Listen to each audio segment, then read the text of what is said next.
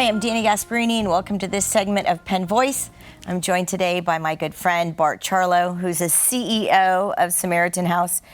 Bart, I love having you on the program. It's always a great time. I learn something, and we get a few laughs in, too. Happy New Year. Same to you. You've got some exciting news. We do. It's really terrific. Samaritan House is changing our look. We got a brand new, I would say we got a brand new Is that why you came with a sport coat today? No, that's why I came with a beard today. You know? That's true. We really do. We've got a brand new logo. We've got a brand new tagline, and it's all over our trucks, and it's all over our webpage, and it's getting out in the community, and it's terrific. I know we're going to be posting that up on the screen for our viewers to see, but why was this so important now? Well, Samaritan House has been growing, as you know, and for a long time, people have known us as the great heart of the great community, which we definitely still are and always will be. But our tagline, our old one, Neighbors Helping Neighbors, it describes very accurately one of the ways we help, but it doesn't describe what we do. And people would say, well, what does that mean? What are you actually doing? Well, our new tagline is Fighting Poverty, Lifting Lives. And that's pretty straightforward. You know right away what we're doing, and we do that every day. And the logo is brand new. It's brilliant. You might remember the old little house that we had, because it was Samaritan House. Well, the house changed, just as we all do. It's still a roof line, and that roof line is made with a bunch of dots, and it's symbolic in two ways. The first is it is a roof, which is symbolic of the security that we're able to bring to working families that are struggling financially here. But the other is it's an arrow as well. It's pointing upwards. And what that talks about is the whole other side of what we do, which is lifting lives. We are an economic opportunity engine for people, not just a safety net. So all the little dots that make it are symbolic of the different types of people that we work with throughout our community and all the different programs. It's a lot. Right. And I also, to your stakeholders, I mean, you collaborate with a lot of different great agencies to help you do the work that you do, which is so important because you couldn't do it alone if you didn't have the cooperation of municipalities, of the county, other mental health organizations and associations. So you really are kind of sort of this house not only to the end user, but you're this house to all of the agencies within San Mateo County because you bring them all together under this one roof of lifting poverty and engaging people. So I imagine it was probably a lengthy process to think about.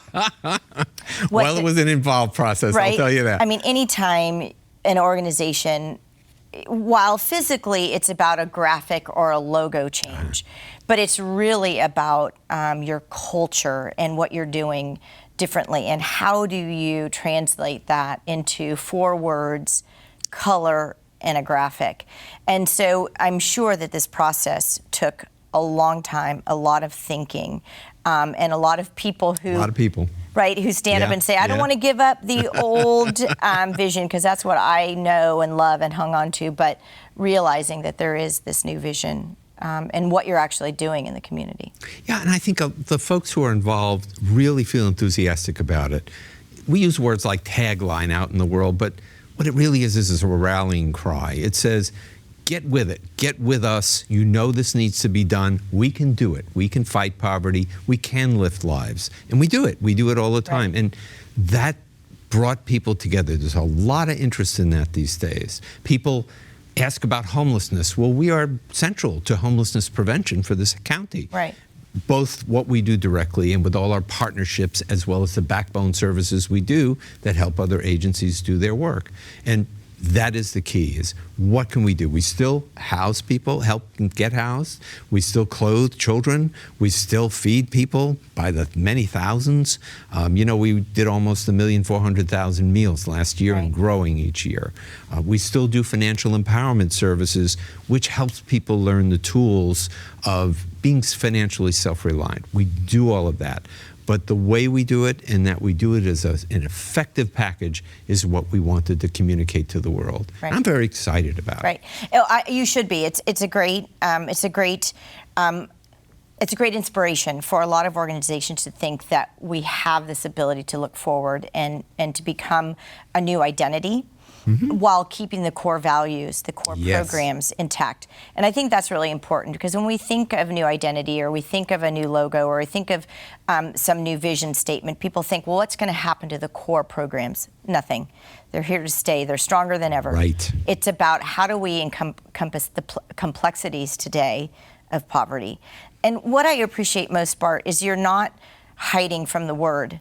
A lot of times we think if we don't talk about homelessness, then it doesn't exist, or we keep it hidden. But the more we talk about it and use these words, the more we can address them and say, how do we change it? How do we bring them? And how do we uplift You this got it. conversation? Let's face the facts. Let's face the reality. We asked some of our clients, how do you feel about those words? And they said, that's fine. It describes what we're struggling with, and it describes what you do to help us. Right. And that's all you ask for in that kind of a rallying cry. Right. But I do think it's important that people feel the power in those words, that they understand that we have that power here, that we have that ability. Martin Luther King said something. He took on 3 big evils in the world.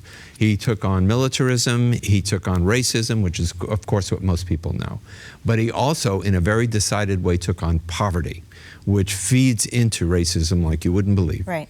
And what he said that was very profound was there's nothing new about poverty. What's new, however, is that we have the resources to get rid of it. Right. Well, we do. We are in the richest county in the United States. We have the resources. And much of the resources are the volunteers, the people who put their hands together to make Samaritan House effective in doing that. Right. We can get rid of poverty, and we're going to go after it. Right. I love that. So with this new way we talk about our community, this new vision, keeping core programs and values intact, how can we participate? I want to be an active member of your vision and get involved. How can I help you in 2020 with poverty and uplifting our community? Because we see the gap growing, and we want to make sure that that doesn't continue to grow. Well, first is care, which you already do. I know that, and so do many of your viewers. The second is to look at ways that you can personally get involved. You can get involved through funding the organization, which, of course, we're a private organization primarily funded by the community. Right. So those donations matter. And whether it's a check, which helps keep the lights on, or whether it's clothing for kids' closet, those things matter. Volunteer.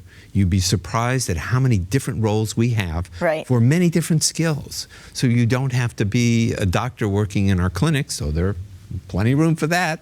I'm looking for dentists, by the way. But, you can come in and work in the office. You can come in and sort in kids' closet or serve the kids, whatever it is. There's a place for almost everybody who truly wants to commit to making this thing work. Easiest thing for folks to do is go direct to our website, which I know you're going to put on the screen. Right. And go straight there. Find out the story, find out what we're doing, and go straight to those those pages that say, in these programs, you can give help too. Right. And I think what's important about volunteerism is there's, no one size fits all. So if you're an individual that has a couple of hours on sporadic days, there's something for you. Or if there's someone that you'd like to volunteer every Monday and have a little bit more scheduled time, I know you make room for all of us. We sure try. And all of our needs in volunteering. And it's actually great fun. And you get to meet some really amazing people along the way, which is a total added benefit. I love that, because the beauty of it is people are putting their hands and their hearts together, and regardless of what their backgrounds are, regardless of their politics, in this very divisive age, they work together, they trust one another, and they also get to know our clients are just their neighbors. And they take that back into the community, and they advocate for it. Right. So even if you don't have time to volunteer, tell people about what we're doing. Tell people that you believe in the mission. Tell people what you've heard, what you've seen, and remind them that the people we serve are people who are working all around us every single day to make our lives better. It's our community. It's our community. Well, thank you so much, Bart. It's always so fun and inspirational and uplifting to have you with us. Thank you for the great work you do. Please give our thanks to all your volunteers, your donors, and your staff for the work that they do. And I hope that if there are members in need in our community, that they go to seek you out either through a website or a friend, and because really you have services for a broad base of our community, and so important for them to be able to access. Fighting poverty, lifting lives. Come join us. That's an awesome thing to say and a great way to end the program. So I hope all of you, wherever your need is or wherever your ability is, you will jump on this website and find out about what you can do to help in 2020 at Samaritan House. Thanks so much for joining me on Penn Voice, and we'll see you next time.